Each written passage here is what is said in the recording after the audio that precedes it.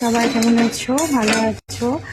এই দুপুরে রান্নাবান্না চলছে। আজকে সেরকম কিছু না, এই পেঁয়াজকলি ভাজা হয়েছে, ভাত ডাল আর এখানে সোয়াবিন কষা হচ্ছে। তো মেয়েরা যতই বাইরে কাজ করে আর যাই করুক না কেন, মেয়েদের রান্নাটা এখন একটা মানে কি বলবো, ধর্ম বলতে পারো, ধর্মই হয়ে গেছে। তো বেশিরভাগ মেয়েরাই রান্না বান্না করতেই হয়, মানে রান্না করতে হয় না এরকম মেয়ে মনে হয় খুবই কম আছে। তো এটা আমাদের এখন ধর্ম হয়ে গেছে, রান্না করতে হবে।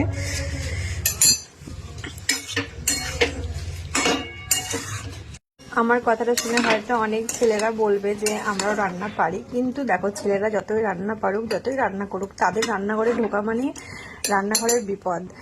রান্নাঘরের জিনিসপত্র তো একদম অগোছালো থাকবে, আর কোনো মানে মানবিস থাকবে না।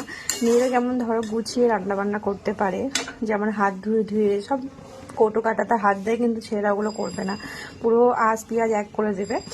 তো হ্যাঁ, হয়তো ছেলেরা রান্না করতে পারে, অনেক ছেলে রান্না খুব সুন্দরও হয়, কিন্তু মেয়েদের মতো অত গুছিয়ে রান্না করতে পারবে না। ছেলেরা ঢোকা মানেই মেয়েদের কাজ বাড়িয়ে যাওয়া, তাই তো? এটা ঠিক বলেছি তো? তো যাই হোক, যে যে রাগ করবে করো, কোনো ব্যাপার নেই, যেটা সত্যি সেটাই বললাম।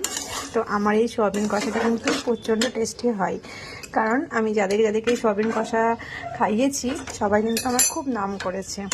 তো তোমাদেরকে তো খাওয়াতে পারছি না, তো তোমরা একটু আমার কালারটা দেখে বলে দাও যে আমার সোয়াবিন কষাটা রান্না কর কেমন হতে পারে খেতে, এতেই আমি অনেক খুশি হয়ে যাব।